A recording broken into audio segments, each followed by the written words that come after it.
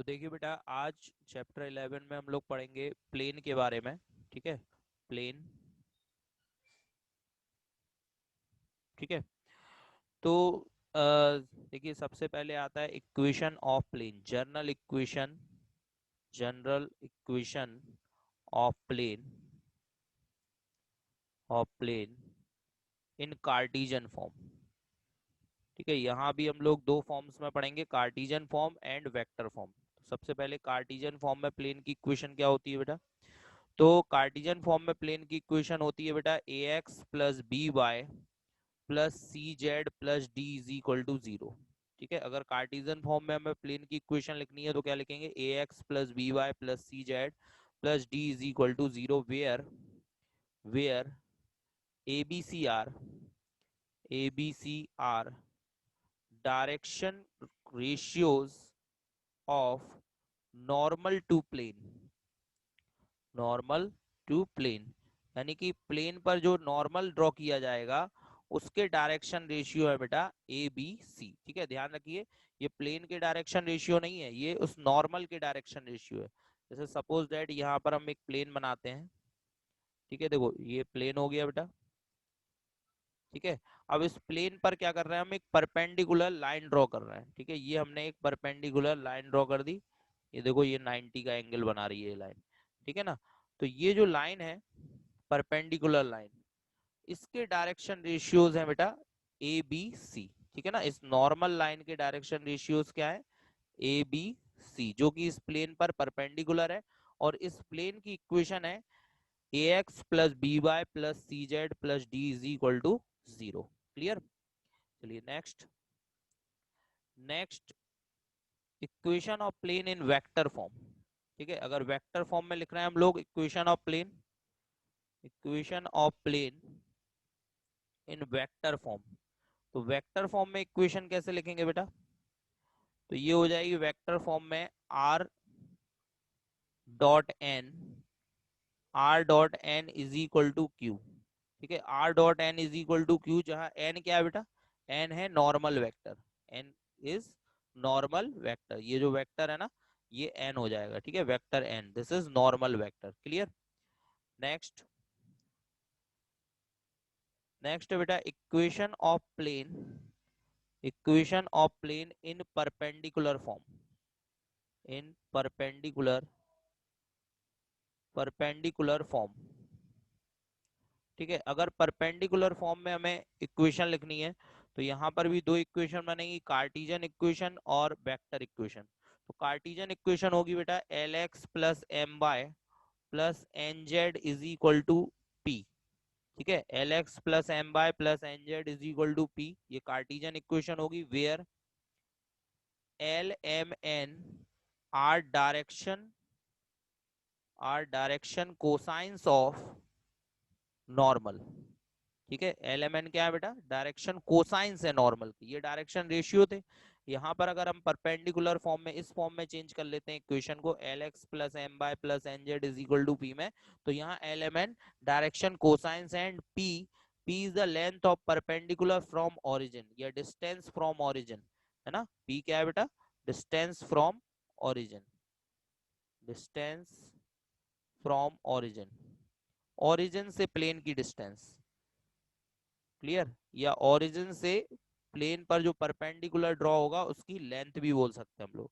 इसी तरह से अगर वेक्टर फॉर्म में लिखते हैं तो हम लिखेंगे R dot N cap is equal to P, R dot N cap is equal to P, जहाँ एन कैप क्या होगा बेटा? Unit normal vector, where N cap is unit normal vector. Clear? इसे हम यूनिट नॉर्मल वेक्टर बोलेंगे बेटा। Clear? और P वही रहेगा, डिस्टेंस फ्रॉम ओरिजिन। ठीक है, पी क्या रहेगा? ओरिजिन से प्लेन की डिस्टेंस रहेगी बेटा। ठीक है, चलिए नेक्स्ट। अब इसके बाद हम देखते हैं इंटरसेप्ट फॉर्म में प्लेन की इक्वेशन क्या होगी बेटा। जैसे मान लीजिए कि यहाँ पर ये हम एक्सिस बना रहे हैं। ठीक है, एक्स वाई जेड, ये एक्सिस होगा बेटा, ये हो गया एक्स एक्सिस, ये वाई एक्सिस, और ये हो गया जेड एक्सिस। ठीक है, इसको लिख भी देते हैं, एक्स एक्सिस, वाई एक्सिस और जेड एक्सिस। अब एक प्लेन बनाते हैं जो कि इन तीनों एक्सिस को ठीक है, एक प्लेन जो कि इन तीनों एक्सिस को इंटरसेप्ट कर रहा है बेटा, तीनों एक्सिस को इंटरसेप्ट कर रहा है। ठीक है, देखो एक्स एक्सिस को भी, वाई एक्सिस को भी और जेड एक्सिस को भी। एक्स एक्सिस पर जो इसने पार्ट इंटरसेप्ट किया उसकी लेंथ बेटा ए लेट कर ली। वाई एक्सिस पर, एक्स एक्सिस पर जो पार्ट इंटरसेप्ट किया उसकी लेंथ ए, वाई एक्सिस पर जो पार्ट इंटरसेप्ट किया उसकी लेंथ बी, और जेड एक्सिस पर जो पार्ट इंटरसेप्ट किया उसकी लेंथ सी हो गई। तो बेटा ये पॉइंट क्या होगा, ये पॉइंट हो जाएगा आपका A00, होगा कि नहीं, क्योंकि एक्स एक्सिस पर तो वैल्यू ए है, और वाई और जेड पर क्या लेंगे, जीरो, क्योंकि एक्स एक्सिस पर वाई और जेड जीरो होते हैं। ऐसे ही इस पॉइंट को देखेंगे तो ये होगा 0B0, क्योंकि वाई एक्सिस पर वैल्यू बी है और एक्स और जेड जीरो होंगे वाई एक्सिस पर। और इस पॉइंट को देखें तो ये पॉइंट क्या हो जाएगा, 0 0 C हो जाएगा बेटा, क्योंकि जेड एक्सिस पर इंटरसेप्ट कितना है, सी है। अब अगर इक्वेशन देखें हम प्लेन की, तो equation of plane, equation of plane in intercept form, in intercept form, तो इंटरसेप्ट फॉर्म में बेटा प्लेन की इक्वेशन क्या होगी, तो ये होगी x upon a plus Y upon B plus Z upon C is equal to 1। ठीक है, तो इंटरसेप्ट फॉर्म में प्लेन की इक्वेशन ये लिखना है बेटा, x upon a plus Y upon B plus Z upon C is equal to 1। ठीक है, चलिए नेक्स्ट, इसके बाद नेक्स्ट दो बेटा, नेक्स्ट है यहाँ पर 4 नंबर कर लेना, ये 4 हो जाएगा और ये 5 हो जाएगा। ठीक है, ये 4 हो गया बेटा और ये 5। ठीक है, चलिए इसके बाद नेक्स्ट देखते हैं। नाउ इक्वेशन ऑफ प्लेन, ठीक है, which is passes through a point x1 y1 z1, equation of plane, equation of plane passes through a point x1 y1 z1, है ना। तो x1 y1 z1 पॉइंट से पास होने वाली प्लेन की equation हमें लिखना है। तो क्या होगी बेटा, एक पॉइंट से पास होने वाली प्लेन की इक्वेशन, तो ये हो जाएगी बेटा a x minus x1 plus B y minus y1 plus C Z minus जेड1 इज इक्वल टू 0। तो एक पॉइंट से पास होने वाले प्लेन की equation A X minus x one plus B Y minus Y one plus C Z minus Z one is equal to 0, जहां पर ए B सी क्या है बेटा, ए बी सी है डायरेक्शन रेशियोज ऑफ नॉर्मल। ठीक है, ए बी सी क्या है बेटा, direction ratio of normal of plane. ठीक है, डायरेक्शन रेशियो है नॉर्मल के, क्लियर। इसी तरह से अगर मान लीजिए यहाँ पर हम पॉइंट को वेक्टर फॉर्म में लेते हैं, यानी पॉइंट ए हमें गिवन होता है यहाँ पर वेक्टर फॉर्म में, ये होता है आपका x1i plus y1j plus z1k। ठीक है, ये पॉइंट हो गया। और इसके बाद फिर हमें यहाँ पर वेक्टर बी गिवन होता है जिसमें हमें नॉर्मल के डायरेक्शन कोसाइंस गिवन है, तो ये होता है ai plus bj plus ck, ये वेक्टर बी हो गया। ठीक है, तो यहाँ पर कुछ इक्वेशन इस तरह से पूछी जाएगी कि equation of plane which is passing through point A and perpendicular to B, क्योंकि बी जो है वो नॉर्मल वेक्टर है। ठीक है, तो बी पर क्या होगा, परपेंडिकुलर, और ए से पास होगा, तो ए से पास होने वाले और बी पर परपेंडिकुलर प्लेन की इक्वेशन, अरे बात समझ में, ए से पास होने वाले और बी पर परपेंडिकुलर प्लेन की इक्वेशन क्या होगी बेटा, तो ये होगी R dot B is equal to A dot B. ठीक है बेटा, तो ए से पास होने वाले और बी पर परपेंडिकुलर प्लेन की इक्वेशन क्या होगी, तो ये इक्वेशन हो जाएगी बेटा R dot B is equal to A dot B, ये फॉर्मूला हो जाएगा वेक्टर फॉर्म में। क्लियर बेटा, चलिए अब क्वेश्चंस देखते हैं बेटा। तो देखो सबसे पहला क्वेश्चन है 11.3 एक्सरसाइज का, in each of the following cases determine the direction cosine and normal to the plane and distance from the origin, यानी बेटा डायरेक्शन कोसाइंस निकालने हैं नॉर्मल के एलएमएन, और डिस्टेंस फ्रॉम ओरिजिन यानी पी निकालना है हमें। तो सबसे पहले हमें कोई भी इक्वेशन जो दी हुई है इसको हमें परपेंडिकुलर फॉर्म में चेंज करना होगा बेटा। ठीक है, ये मैंने जो अभी परपेंडिकुलर फॉर्म आपको बताई थी, ये L X plus M Y plus N Z is equal to P, इसमें हमें चेंज करना होगा। ठीक है, फिर हम इससे कंपेयर करा के एल एम एन और पी निकाल लेंगे। एलिमेंट डायरेक्शन कोसाइंस होंगे और पी जो है वो डिस्टेंस फ्रॉम ओरिजिन होगी बेटा। ठीक है, तो देखिए सबसे पहले मैं करता हूँ इसका थर्ड वाला पार्ट। ठीक है, थर्ड वाले में देखिए, तो सबसे पहले हम क्या करें, 2x plus 3y minus Z is equal to 5। ठीक है, तो पहले जो राइट हैंड साइड है, ठीक है, तो उसमें कांस्टेंट को राइट हैंड साइड में ले जाना है और उसको पॉजिटिव बनाना है। ठीक है, कांस्टेंट को क्या करेंगे, राइट हैंड साइड में ले जाएंगे और उसको पॉजिटिव बनाएंगे। अब जैसे कि हम देख रहे हैं फर्स्ट थर्ड सेकंड और थर्ड, इनमें तीनों में कांस्टेंट राइट हैंड साइड में पॉजिटिव है, लेकिन केवल डी वाले में राइट हैंड साइड में नहीं है। तो हम क्या करेंगे, 8 को राइट हैंड साइड में ले जाएंगे और जो माइनस का 8 हो जाएगा, तो माइनस को इस साइड लिख लेंगे, तो -5 इज इक्वल टू 8, क्योंकि राइट हैंड साइड कैसी होनी चाहिए, पॉजिटिव। इसके बाद हमें क्या करना है बेटा, डिवाइडेड बाय अंडर रूट में a² plus b² plus c²।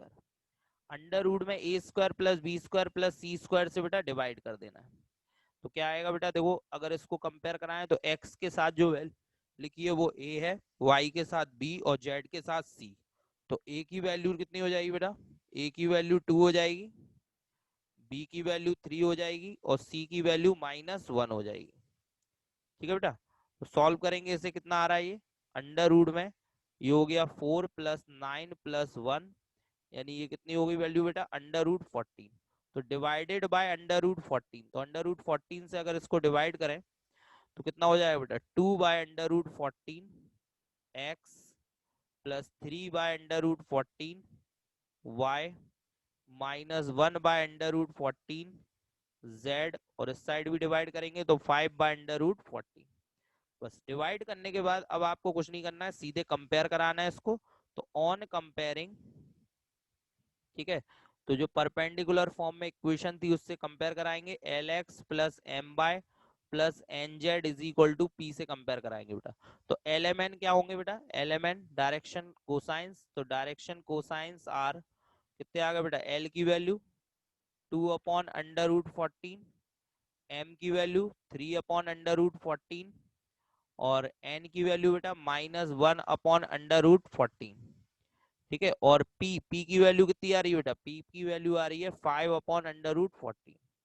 तो इसमें देखिए बेटा, ये पी जो है ये हो गया आपका डिस्टेंस फ्रॉम ओरिजिन, ओरिजिन से डिस्टेंस पी हो गई 5/√14, और ये हो गया नॉर्मल के डायरेक्शन कोसाइंस एलिमेंट। ठीक है बेटा, अब इसी तरीके से आप देखो, जब फर्स्ट वाला करोगे ए पार्ट इसका करेंगे, ये सी था। ठीक है, ए पार्ट जब हम करेंगे तो इसमें क्या करेंगे, जैसे आपको केवल z दिख रहा है, x और y नहीं दिख रहा है, अब इसको लिखोगे 0 × x 0 × y और +1 × z इज इक्वल टू 2, है ना। जब x और y नहीं है तो x और y के कोफिशिएंट 0 0 ले लेंगे हम, x का कोफिशिएंट भी 0 होगा, y का कोफिशिएंट भी 0 हो जाएगा, और z का कोफिशिएंट कुछ नहीं लिखा तो 1 मानेंगे और इज इक्वल टू में 2। ठीक है, तो a की वैल्यू 0 हो गई बेटा, b की वैल्यू भी 0 हो गई और c की वैल्यू 1 हो गई, तो इसमें रख देंगे तो 1 आ जाएगा। 1 से डिवाइड करेंगे, हालांकि कोई फर्क नहीं पड़ेगा, तो l 0 आएगा, m 0 आएगा, n 1 आएगा और p 2 आएगा। ठीक है, वही का वही रहेगा, तो ये आसानी से आप इसे सॉल्व कर सकते हैं। b वाला तो सिंपल है, इसमें तो x y z के कोफिशिएंट 1 1 1 है, और d वाले में आप देखो x नहीं है z नहीं है, तो x और z का कोफिशिएंट क्या मान लोगे बेटा, x और z का कोफिशिएंट 0, तो क्या लिखोगे 0 × x -5 × y plus 0 × z is equal to 8। ये माइनस का 5 क्यों आया बेटा, क्योंकि मैंने बताया 8 को उस साइड ले जाएंगे, 8 माइनस का होगा, लेकिन हमें क्या करना है, उसको पॉजिटिव रखना है, तो पॉजिटिव रखने के लिए माइनस हम इस साइड लिख लेंगे 5 के साथ, तो इसलिए माइनस का 5 हो जाएगा। ठीक है, और बाकी 0 × x और 0 × z हो जाएगा। ठीक है, बाकी आप इसको सॉल्व कर ले इसी तरीके से, तो एल एम एन और पी की वैल्यू निकल आएगी बेटा। क्लियर, चलिए नेक्स्ट क्वेश्चन देखते हैं आप। Question number 2 given है, find the vector equation of the plane which is at a distance of 7 unit from the origin, जिसकी origin से distance 7 है, and normal to the vector। ठीक है, तो सबसे पहले जो नॉर्मल वेक्टर है उसको हम n लेट करते हैं बेटा। ठीक है, नॉर्मल वेक्टर को क्या लेट करते हैं, n। तो वेक्टर n गिवन है यहाँ पर हमें 3i + 5j - 6k। ठीक है, ये वेक्टर n हो गया, और इसकी ओरिजिन से डिस्टेंस कितनी है, 7, तो ओरिजिन से डिस्टेंस p होती है, तो p 7 है बेटा। अब परपेंडिकुलर फॉर्म में अगर हम प्लेन की इक्वेशन लिखें तो वो होती है बेटा r.n cap is equal to p। अभी मैंने बताया था आपको, परपेंडिकुलर फॉर्म में इक्वेशन ऑफ प्लेन। ठीक है, तो इक्वेशन ऑफ प्लेन क्या होगी बेटा, अगर नॉर्मल गिवन है और डिस्टेंस गिवन है ओरिजिन से, तो r dot N cap is equal to P. N cap क्या है? Unit normal vector. तो यूनिट वेक्टर है मतलब ये होगा vector N upon mod N, है ना। यूनिट वेक्टर कैसे निकालते हैं बेटा? तो vector N upon mod N हो जाएगा, ठीक है। तो मॉड एन निकाल लो पहले तो यहाँ पर। तो मॉड एन कितना होगा बेटा? अंडर रूट में आई का कोफिशिएंट 3, 3 का स्क्वायर, जे का कोफिशिएंट 5, 5 का स्क्वायर, और के का कोफिशिएंट -6 का स्क्वायर, ठीक है। तो ये अंडर रूट में 3 का स्क्वायर कितना है यहाँ पर? 3 का स्क्वायर 9, 5 का स्क्वायर 25 और 6 का स्क्वायर 36, ठीक है। इन सबको जब हम ऐड कर दें यहाँ पर तो ये देखिए 36 और 9 ये हो गया आपका 45, और 25 को भी उसमें ऐड कर दीजिए तो ये हो गया लगभग 70 हो जाएगा, ठीक है ना। इन सबको ऐड करें 36 और 9 45 हो गया, और उसमें इसको ऐड करोगे तो 70 हो जाएगा, ठीक है। तो यहाँ पर रख दीजिए वैल्यू r डॉट एन की वैल्यू कितनी है बेटा? एन की वैल्यू है 3i plus 5j minus 6k, ठीक है। और अपॉन में ये वैल्यू हो जाएगी अंडर रूट 70 और इज इक्वल टू में पी की वैल्यू कितनी है बेटा? 7। इसका चाहो तो आप मल्टीप्लाई कर सकते हैं इस साइड, तो r डॉट ये वैल्यू आ गई 3i प्लस 5j और -6k, ठीक है। और इज इक्वल टू में कितना आ गया? 7 अंडर रूट 70। ये इसका आंसर हो गया बेटा। क्लियर?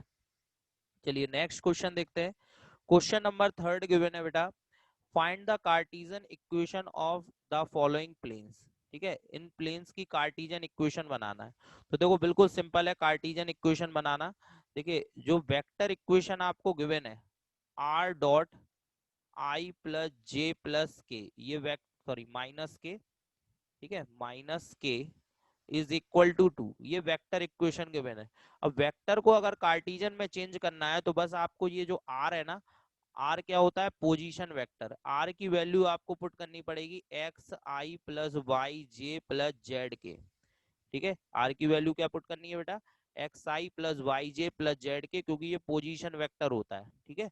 तो इसकी वैल्यू ये रख दो x I plus Y J plus Z के, और डॉट डॉट में आई प्लस जे माइनस के इज इक्वल टू 2 हो गया बेटा। अब इनका डॉट प्रोडक्ट कराओ तो डॉट प्रोडक्ट कैसे होगा? आई का आई में, तो एक्स आई का आई में करो तो एक्स हो जाएगा, आई डॉट आई 1 हो जाएगा। वाई जे का जे में करो तो वाई आ जाएगा, जे डॉट जे 1 हो जाएगा। जेड के का के में करो माइनस के में, तो माइनस जेड हो गया, और के डॉट के 1 हो गया, इज इक्वल टू 2। बस ये आंसर आ गया। तो बिल्कुल सिंपल क्वेश्चन है।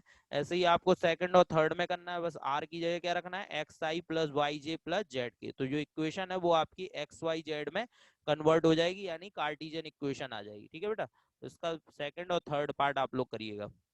चलिए नेक्स्ट क्वेश्चन देखिए, in the following cases find the coordinate of the foot of the perpendicular drawn from the origin, ठीक है। ये एक प्लेन की इक्वेशन गिवन है आपको कार्टेशियन फॉर्म में। आपको फुट ऑफ द परपेंडिकुलर निकालना है drawn from the origin. Origin से जो foot of the perpendicular draw होगा, अब इसको पहले समझिए। जैसे मान लीजिए ये प्लेन है, ठीक है, ये प्लेन हो गया। अब हम क्या कर रहे हैं? इस पर ओरिजिन से एक परपेंडिकुलर ड्रॉ कर रहे हैं। ये कहाँ से ड्रॉ हो रहा है? ये परपेंडिकुलर बेटा ओरिजिन से। ओरिजिन क्या होता है? 0 0 0 से ड्रॉ हो रहा है, परपेंडिकुलर 90। अब फुट ऑफ परपेंडिकुलर क्या होता है बेटा? ये देखिए, ये जो परपेंडिकुलर है ये प्लेन को जिस पॉइंट पर इंटरसेक्ट करेगा, that point is called foot of perpendicular. उस पॉइंट को हम क्या बोलते हैं? Foot of perpendicular. आई बात समझ में?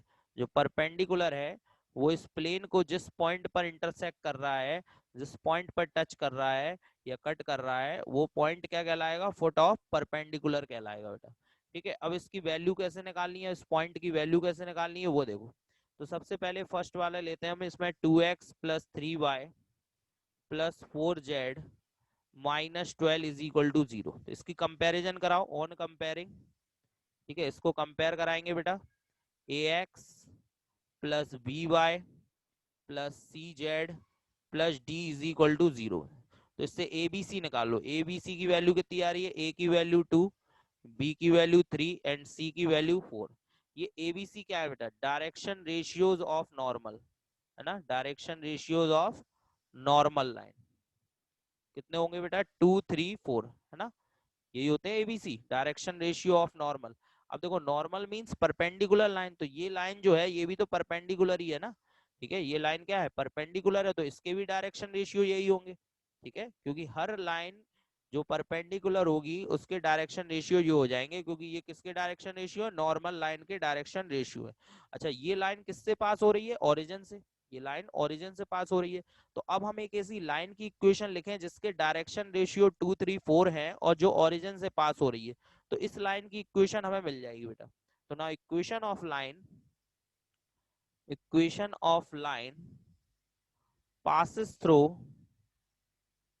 passes through origin, origin यानी 0 0 0।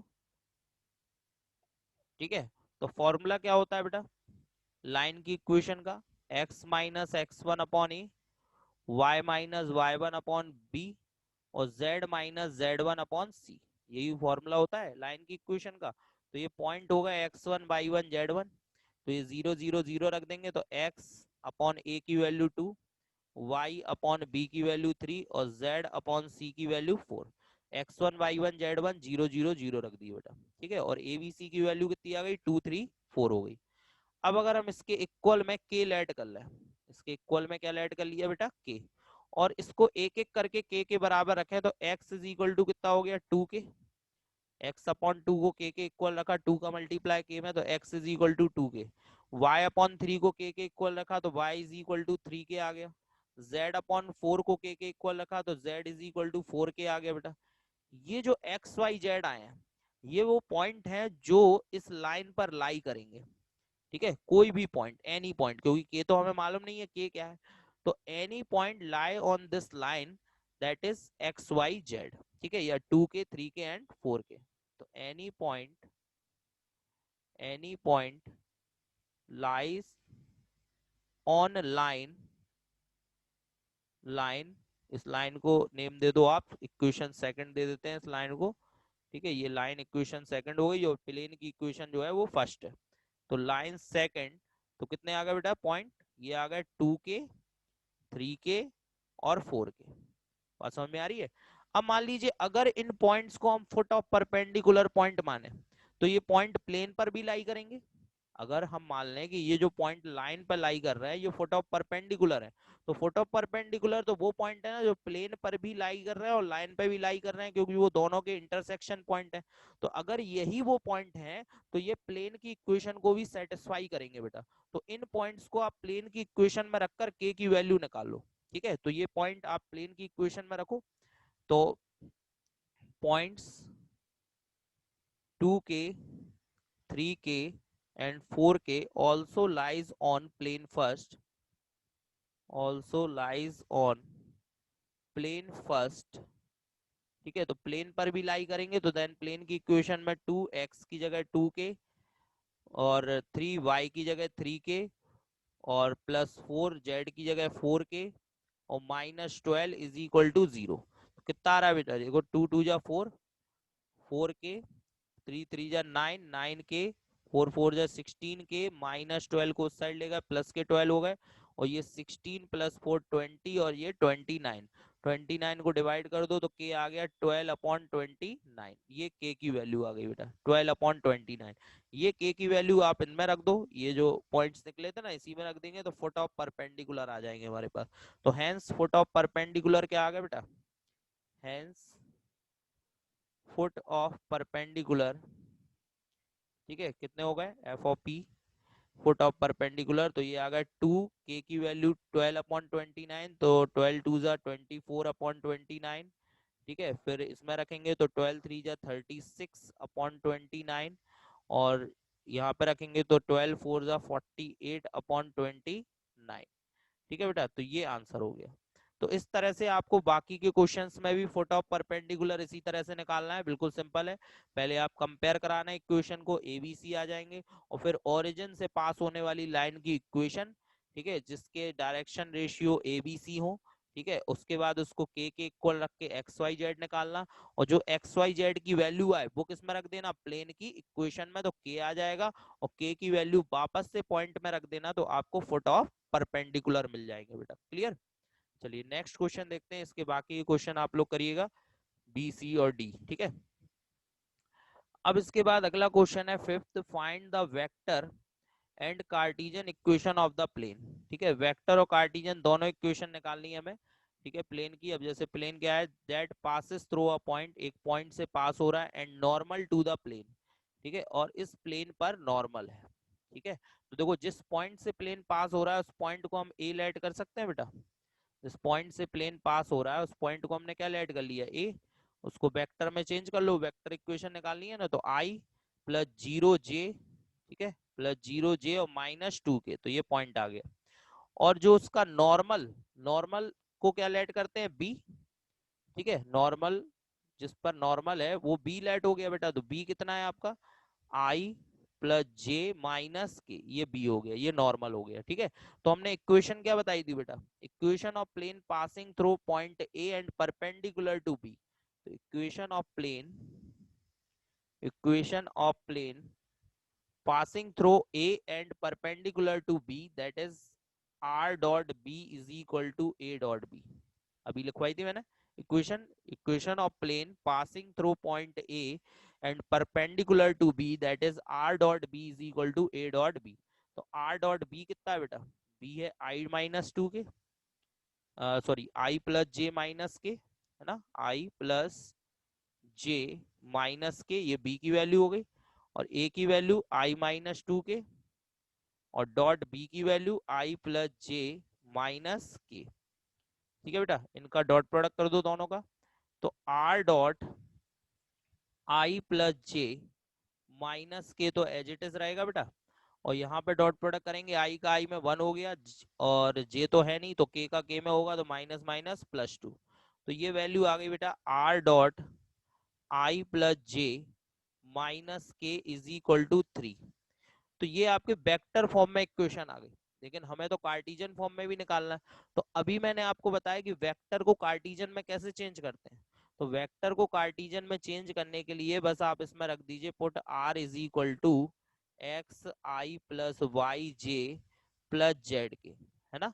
r की जगह क्या रखते हैं हम लोग, x I plus Y J plus Z के रखते हैं, तो ये कार्टिजियन में चेंज हो जाएगी। तो रखो बेटा r की जगह x I plus Y J plus Z के, ठीक है, और डॉट में आई प्लस जे माइनस के इज इक्वल टू में 3। ठीक है, डॉट प्रोडक्ट कराया आई का आई में तो x हो गया, जे का जे में कराया तो ये y आ रहा है, और k का k में कराएंगे तो माइनस जेड आ जाएगा, और इज इक्वल टू में 3। तो ये बेटा इक्वेशन आ गई x plus Y minus Z is equal to 3। ये कार्टिजियन फॉर्म में इक्वेशन हो गई, और ये आपकी वेक्टर फॉर्म में इक्वेशन हो गई। ठीक है बेटा, अब इसी तरह से आपको इसका बी पार्ट भी करना है। ठीक है बेटा, चलिए नेक्स्ट अगला क्वेश्चन है, find the intercept cut off by the plane. ठीक है, ये प्लेन जो है एक्स एक्सिस वाई एक्सिस और जेड एक्सिस पर जो इंटरसेप्ट कट कर रहा है उसकी वैल्यू हमें निकालनी है। तो बिल्कुल सिंपल है बेटा, इक्वेशन दी है 2x plus Y minus Z is equal to 5। अब इंटरसेप्ट कट करने वाले प्लेन की इक्वेशन क्या होती है, x upon A plus Y upon B plus Z upon C is equal to 1। ठीक है ना, तो राइट हैंड साइड देखो यहाँ पर 1 है, तो यहाँ भी 1 बनाने के लिए हम क्या करते हैं, डिवाइडेड बाय 5, डिवाइडेड बाय 5। तो 5 से डिवाइड कर दें दोनों तरफ, कितना आएगा 2/5x plus 1/5y minus 1/5z is equal to 5/5।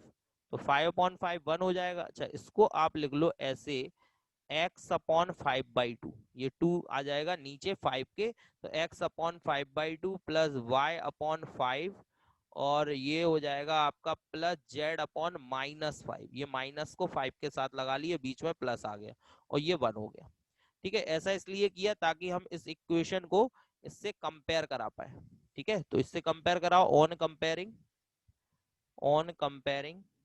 तो कंपेयर कराएंगे बेटा किससे, x/a plus y/b plus z/c is equal to 1 से। तो ए बी सी कितने आ रहा है बेटा, a आ रहा है 5/2, ठीक है, b कितना आ रहा है बेटा 5, और c कितना आ रहा है -5। These are the intercept on x axis पर इंटरसेप्ट 5/2 है, y एक्सिस पर इंटरसेप्ट 5 है, और z एक्सिस पर इंटरसेप्ट -5 है बेटा। क्लियर, चलिए नेक्स्ट क्वेश्चन देखते हैं बेटा। नेक्स्ट क्वेश्चन है बेटा, find the equation of plane with intercept 3 on the y axis, यानी y एक्सिस पर इंटरसेप्ट कितना है बेटा 3 है, and parallel to ZOX plane. ठीक है, और जेड ओ एक्स प्लेन के पैरेलल है। तो वाई एक्सिस पर इंटरसेप्ट 3 और जेड ओ एक्स प्लेन के पैरेलल है बेटा। तो जेड ओ एक्स प्लेन कौन सा होता है बेटा, सबसे पहले तो जेड ओ एक्स मतलब जेड एक्स प्लेन। तो ध्यान दीजिए, अगर जो प्लेन है वो जेड एक्स प्लेन के पैरेलल है, ठीक है, तो कुछ इस तरह से होगा, जैसे कि मान लीजिए ये हमने एक्स एक्सिस वाई एक्सिस और जेड एक्सिस बना लिया बेटा, ठीक है ना। ये हो गया आपका एक्स, ये वाई हो गया और ये जेड हो गया बेटा, ठीक है ना। अब यहाँ पर जो प्लेन हमें बनाना है वो वाई एक्सिस को इंटरसेप्ट कर रहा है बेटा, वाई एक्सिस को क्या कर रहा है, इंटरसेप्ट कर रहा है, ठीक है। तो वो कुछ प्लेन इस तरह से बनेगा, ये देखिए यहाँ पर वाई एक्सिस को इंटरसेप्ट करेगा प्लेन,